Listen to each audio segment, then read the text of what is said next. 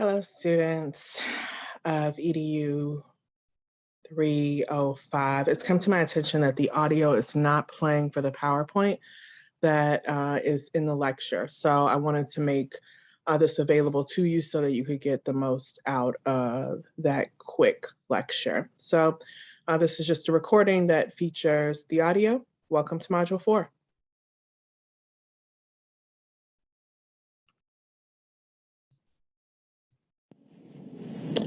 All right, students, we are in Module 4. This module is Inequity by Design. And to understand the present, we must often look to the past. So we're going to be looking historically at the educational system to help us consider where we are presently and how we have gotten to this place of inequity. First, I want to just highlight some of the great work that was done in Module 2. I haven't got a chance to begin grading Module 3 yet, but just wanted to highlight some of the great stuff that was done in Module 2. So let's take a look. All right, so what you see on your screen are some examples of the awesome work that was done for Module 2, Who Are We? And these are from the Culture Builder. What I particularly love about the two that are on your screen is that they are so very connected to the learning from Module 2.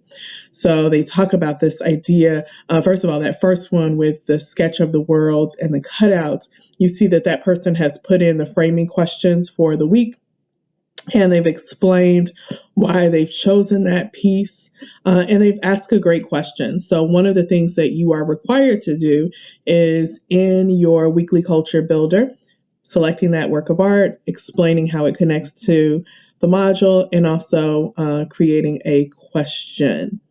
The next one on your screen, the one on the right side, I was in love with. I love this piece of art because it is art and it is learning. So I immediately was drawn to the alphabet in the back and seeing which of the words I recognized and if I had a connection to them.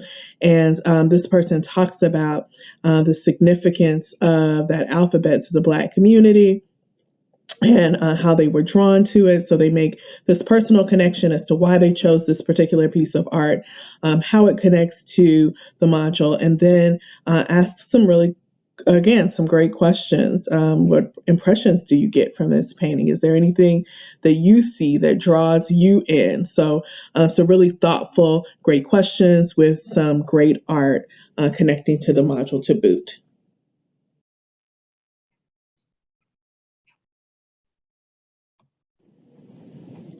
Here are some other culture builders that I particularly enjoyed and wanted to highlight. I really liked this one on the left. It was really powerful to me, this image, this picture of people, of kids at the border and not being able to go to school. And I'll let you read the author's connection to this piece and how it connects to the module. The only thing that's missing is a question. So next time, just make sure you include that question in there to prompt your peers. That piece on the right is also the artwork is just beautiful in and of itself and can be interpreted so many ways. But I love how the author frames it, and then it's the theme this week really resonated with the saying, don't judge a book by its cover. So making clear the connections between this work of art and the author's thinking about why this art was chosen. And then again, some great questions when looking at this piece of art. What are your initial thoughts on this meeting? What do you see at first glance? After you've taken a look at it, I'd like you to try and look deeper, think deeper. What is it showing? Does it connect to education to you? Those are some great teacher questions. So that's the kind of in-depth work and thoughtfulness that I'm asking you to do, and that you are living up to this challenge. So great work.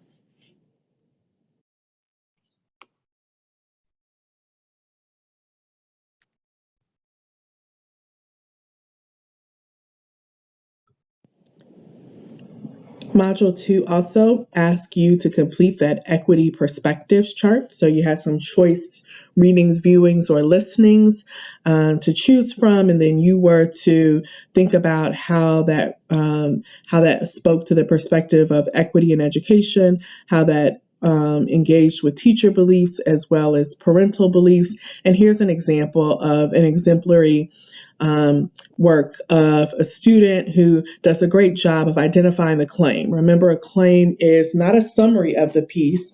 A claim is what is the argument? What is this piece trying to get across to us? And what this person did particularly well too was gave agency to teacher beliefs and parent beliefs. They held both responsible and thought about not just the what might a teacher believe or what might a parent believe, but why might a parent or teacher believe the things that they did. So that's why I truly found this one compelling and great work. Kudos.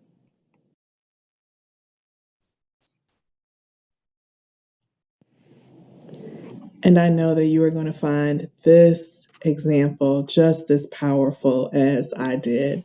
This community walk, I got emotional reading this community walk and seeing the picture that was associated. So this particular student went out on one of the coldest days of the year so far and really just did a beautiful job of illustrating what was seen, seeing the assets of the community and how that might affect children. So kudos to you, student, for this powerful and illustrative piece that is important, right? The community walk, I think, I don't want you to take that community walk lightly.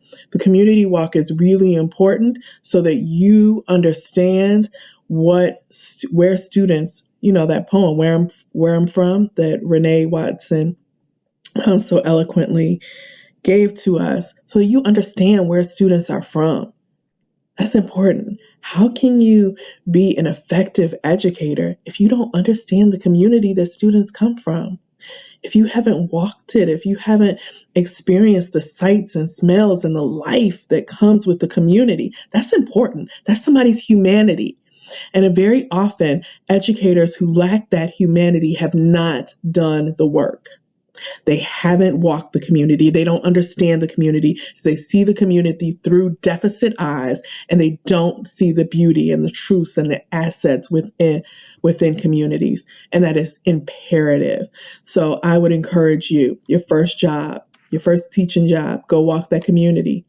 Go stop in a store, talk to people, maybe go to a place of worship one Sunday, maybe stop at one of the rec centers, but be engaged and be thoughtful, because that is the way that we will eradicate biases and truly see the students as the wealth of knowledge and experiences that they are.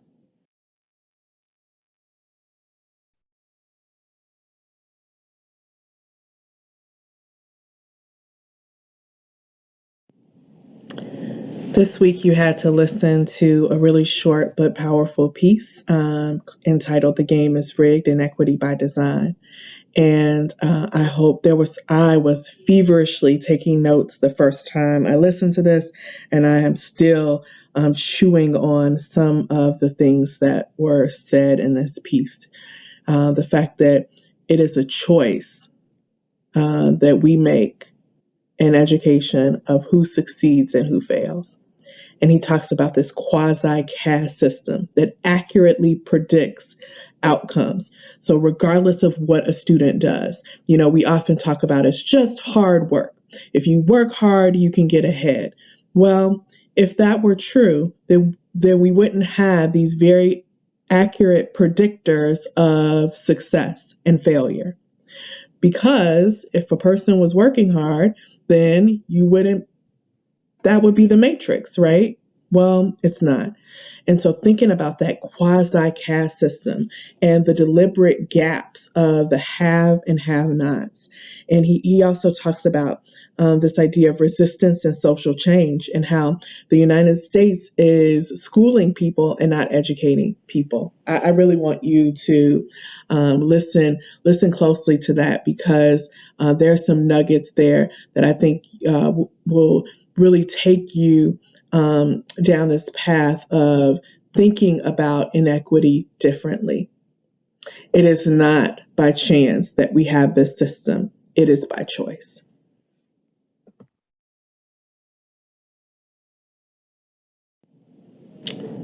All right. In module 2, I did a historical look at the formation of the educational system in the US, and now I'm going to do a visual timeline of inequity by design.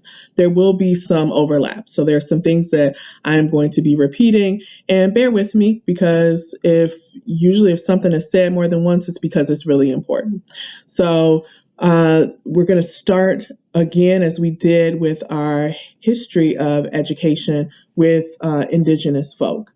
And so we know that all societies at some point have educated its children, they've trained and mentored them. And while some of them might have not have had formal schools, they nevertheless had an educational system that helped set children's norms and expectation by their parents through the learning of language, skills, and values needed to make a better society. Indigenous cultures were no different. Before European invasions, Indigenous people learned mainly orally through storytelling, and I talked a lot about that in my last PowerPoint. But I didn't mention that there was also singing and sign language that was a part of that oral tradition. Their learning history is based on imitation, observation, and participation in community life. In this photo, you see an Indigenous family prior to colonial schooling and then after. Indigenous children were often sent to what's called residential schools. There's been a lot of talk about residential schools because in Canada there was they found an unmarked grave of children who had just been murdered, really, at residential schools. And there's nothing to think that didn't happen here in the United States as well. The intent of going to send in Indigenous folks to their residential school was to kill the Indian and save the man, and I talked about that in my last PowerPoint as well.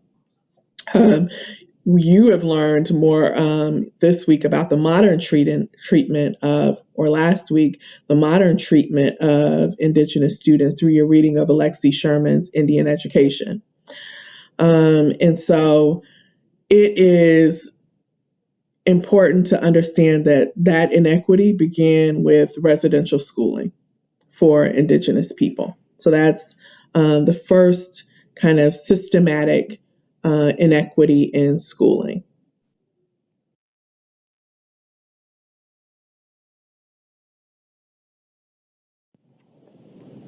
All right, TJ is back again. Thomas Jefferson. We talked about him. You saw him and Horace Mann as kind of the founding fathers of modern education. And we're back again because if you're the founder of education, then you also understand that you are the founder of the inequity that it was built upon.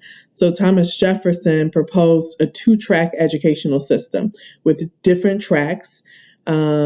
In his words, for the laboring and the learned, which I talked about in my last video. Scholarship really would allow very few of the laboring class to advance.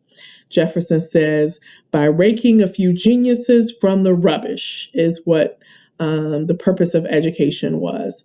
However, it's ironic that another quote he has is the cornerstone of democracy rests in the foundation of an educated electorate. And yet he really didn't believe that. So we have to reconcile what he says versus what he creates. He creates a two-track educational system where he was breaking a few geniuses from the rubbish.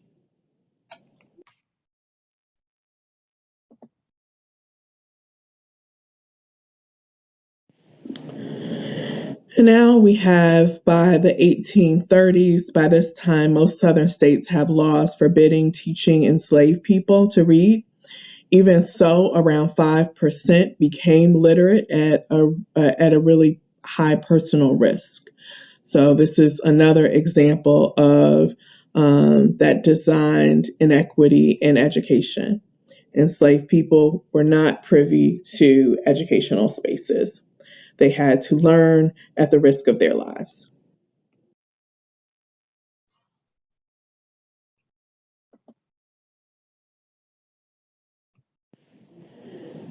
By the 1840s, we see that there is also inequity brewing for immigrants that are coming to the United States.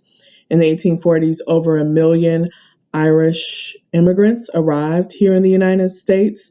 And when they arrived, they were really poor and most were illiterate. That's why they took up hard manual labor jobs that nobody else wanted. They were fleeing Ireland because of the potato famine, but also because of religious persecution. And Irish Catholics in New York met the same fate. They came here and saw that they also had to fight religious persecution in schools. In New York City, they fought to prevent their children from being force fed a Protestant curriculum, which was the standard norm. And what we see in this example is that there is not a separation between church and state. And that inequity is being built in the 1840s. And I would say even currently, we talk about this idea of separation of church and state, but do we really have that separation of church and state? I bet if you went and looked at the school calendar in the district that you currently live in, the calendar would have holidays on it that correspond to Christianity, but not other religious beliefs.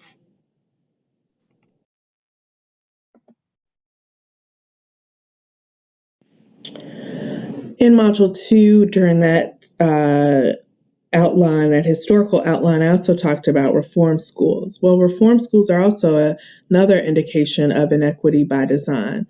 In Westborough, Massachusetts, reform schools are opened when students who refuse to attend public schools are sent to reform schools. And this begins a long history of the combining of education and the juvenile justice system. It's this idea of separating good and bad students. And so that inequity is born right here in the 1840s.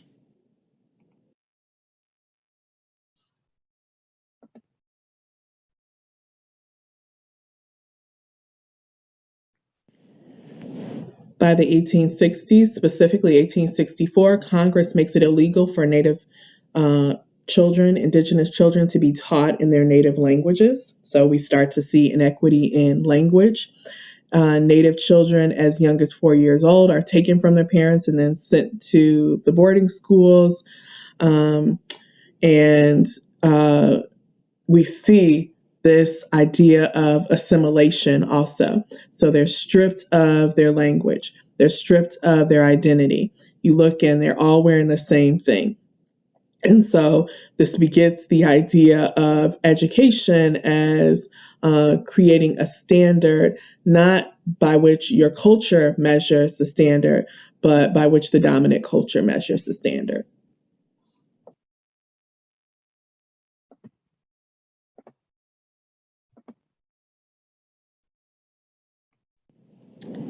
Between 1865 and 1877, Blacks mobilized to bring public education to the South for the first time. This is after the Civil War, and with the legal ends of enslavement, Blacks in the South make alliances really with white Republicans. Remember that Lincoln is a Republican. To push for the many political changes, including for the first time rewriting state constitutions to guarantee a free and public education for Black people.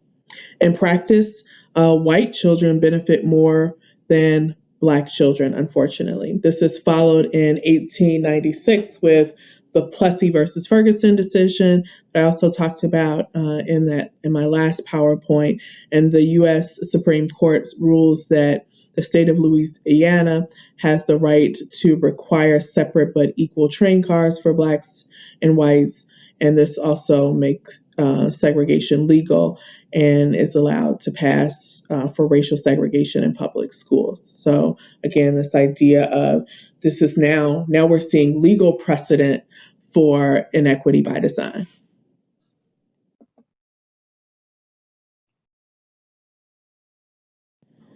In 1904, the United States Supreme Court extends public education to the children of Chinese immigrants. Around that same time is when Joseph and Mary Tate, they were a prosperous middle-class Chinese couple. They had tried to enroll their oldest daughter, Mamie, at an all-white primary school. The principal refused to admit her, citing the existing board policy against admitting Chinese children. At the time, there was a huge anti-Chinese sentiment that ran high, especially in places like California, because many Americans blame Chinese immigrants for taking their jobs during tough economic times. Sound familiar, doesn't it? The parents filed a lawsuit on behalf of their daughter and against both the school district and the San Francisco Board of Education. Barring Mamie from the school district not only violated California law, they argued that it also violated Mamie's right to equal protection under the 14th Amendment in the Constitution. And so what happened was the case advanced to the California Supreme Court, and in 1885, the Supreme Court ruled that the state law required public education to be open to all children, and it resulted in one of the most important civil rights decisions ever. In 1921, as an addendum, the California school law was amended once again to read as follows: the governing body of a school district, habits, or children suffering shall have the power. The California school law was amended to read as follows: the governing body of a school district shall have power to exclude children of filthy or vicious habits, or children suffering from contagious or infectious diseases, and also to establish separate schools for indigenous children and for children of Chinese, Japanese, and Mongolian parentage. When such schools are established, Indian children and children of, or I should say indigenous children or children of Chinese, Japanese, or Mongolian parentage must not be admitted into any other school. So just as easy as that Supreme Court case extended education to the children of Chinese immigrants in 1921, that was revoked and clearly extended to not only Chinese immigrants, but also to people of Japanese descent, indigenous people, and Mongolian descent as well.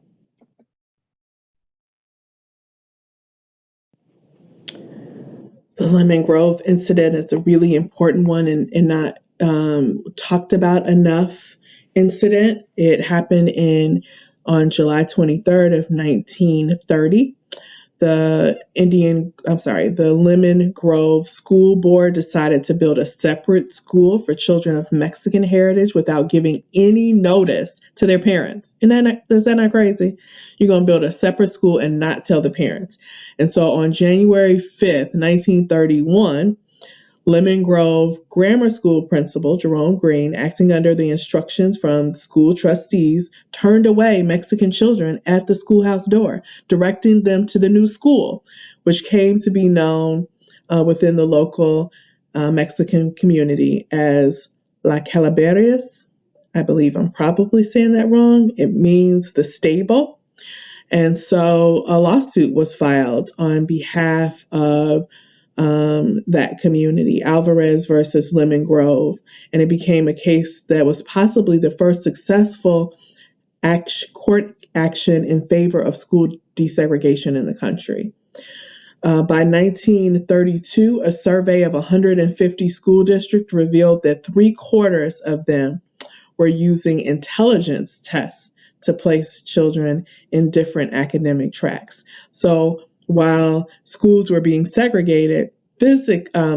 desegregated physically, there was this now intelligence segregation of students taking place. Again, another example about how the system is being built and fortified to create division and inequitable outcomes.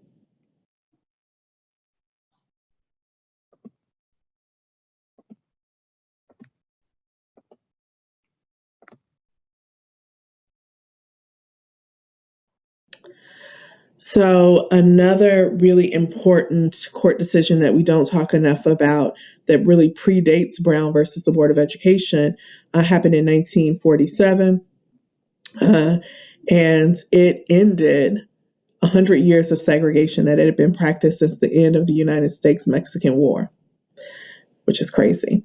This case was Mendez versus Westminster, another court case out of California. California has some issues, y'all. We don't talk about it enough. California has some issues. And this was a federal court case that challenged racial segregation. Five Mexican American fathers got together and set out to challenge the practice of school segregation in California. And they claimed that their children, along with 5,000, other children of Mexican descent, were victims of unconstitutional discriminatory practices because they were forced to attend separate schools that had been designated schools for Mexicans. A U.S. appeals court held that the segregation of Mexican and Mexican American students was unconstitutional. And so that it actually brings into motion Brown versus the Board of Education. But we see that as progress is made, sometimes progress is regressed. So let's see if we see that trend further.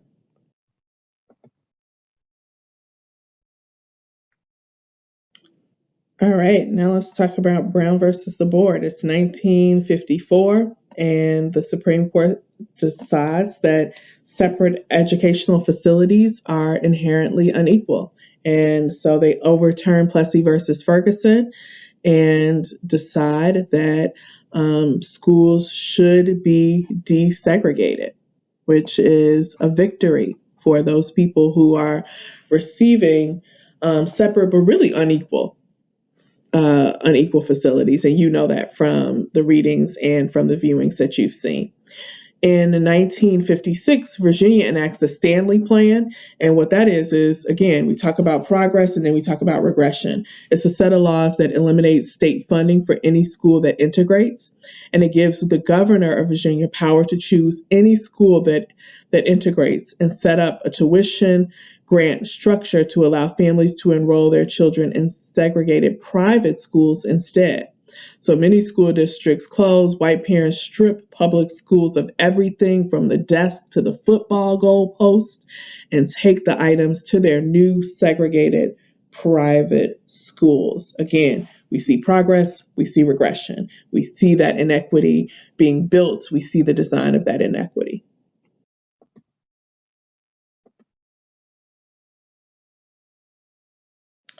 It's not until 1964 that the Civil Rights Bill becomes law, and it prohibits discrimination based on race, color, sex, religion, or national origin.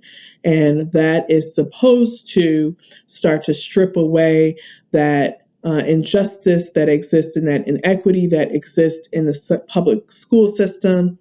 But we know that the damage is done.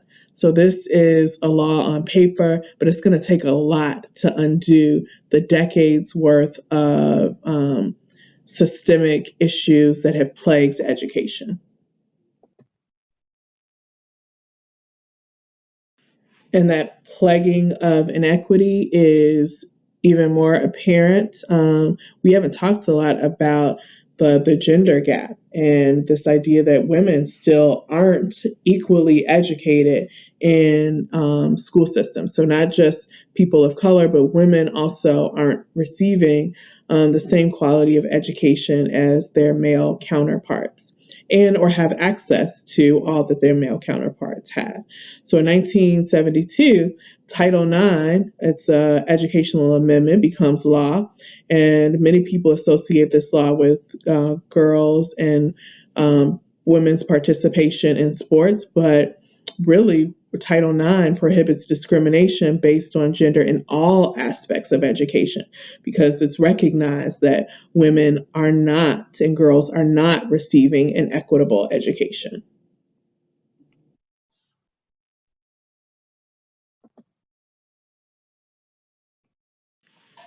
In 1974, there is a case called Lau versus Nichols, and a unanimous Supreme Court ruling establishes a mandate for bilingual education for Chinese speaking students. The case becomes a significant milestone in the legacy of Asian American activism and the goal to remedy educational inequality based on language. So we'll see that. That's progress. Unfortunately, the next time we talk, we're going to have to talk about how there's a regression in that progress.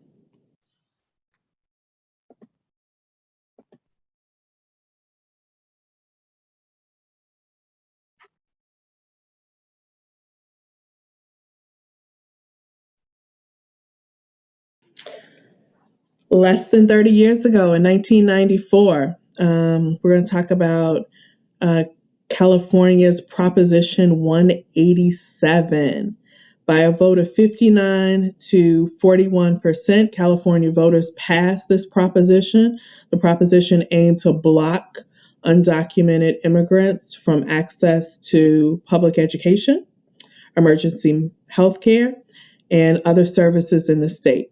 It was viewed as one of the harshest anti immigration measures ever to hit the US ballot. It was quickly blocked by the courts, and the initiative, though, prompted immigrants and their families who had long just kind of kept their heads down and decided they were going to work hard and take care of their families and try to live out the American dream to become civically active and really enraged by what was proposed to be denied to them.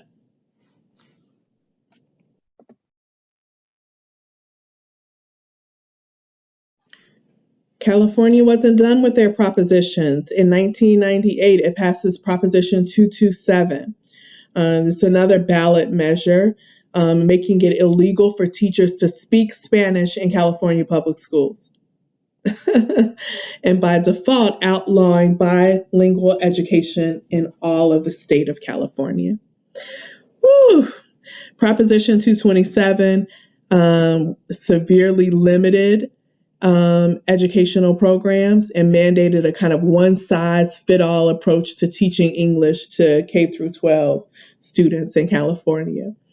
Um, it was, it played a, there was a fight against it, and it was challenged on behalf of all limited and English students who were not proficient in English in California.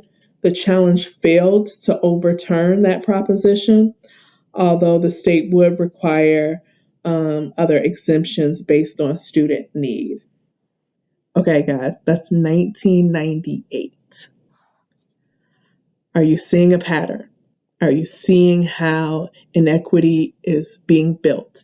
Inequity is being reinforced in our society, and even though there are measures to disrupt it at every turn, there are other barriers that are erected to make it very difficult for some people to be educated fairly in the United States.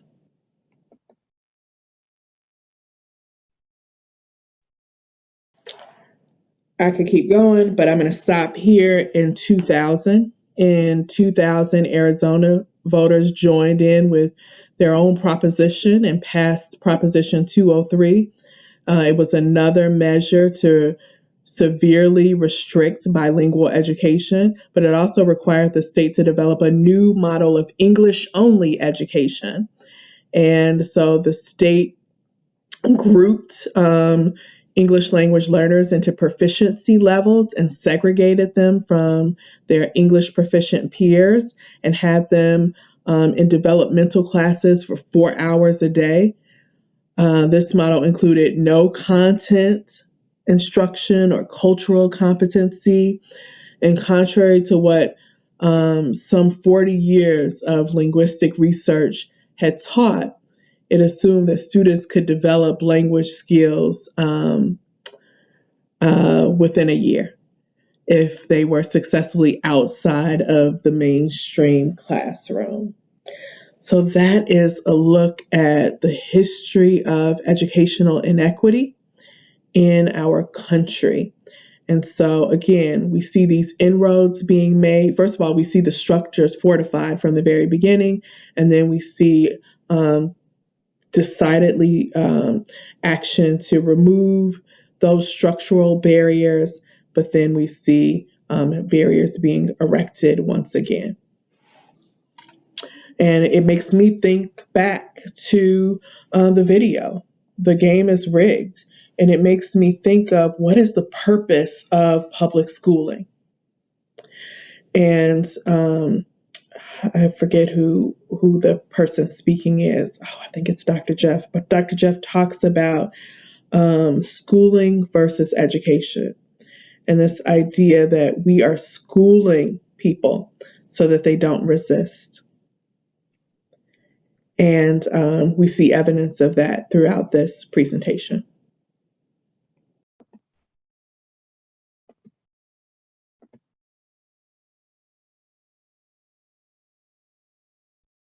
Let me end with a work of art that I want to connect to this module, Inequity by Design.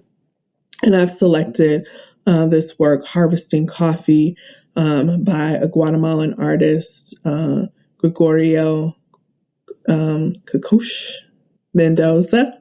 And I'm probably saying that wrong, so forgive me. But the reason I chose this is I was thinking about, actually it was based on my Starbucks run. I gone to Starbucks and I thought about who was making the money for that, right? Starbucks is a multi-million-dollar corporation. And yet, look who are the laborers. But the laborers don't reap the benefits. And as hard as they work, they will never be as rich as Starbucks. And that's a system. That's an inequitable system that has been designed and that will be hard to eradicate without looking foundationally at how that structure of wealth is built. And the same is true for our educational system. So I look at this and I see these hardworking people, and each of them are engaged in a job and doing and working their land. And yet you see some of that looks like backbreaking labor too.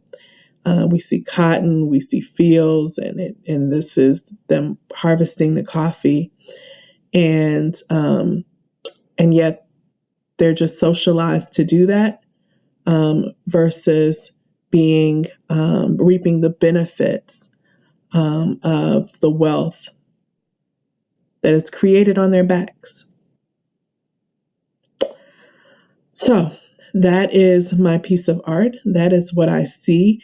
And I hope that you are gaining some significant insights into how our educational system was built. Look forward to seeing your own works of art and what you have to say about inequity by design.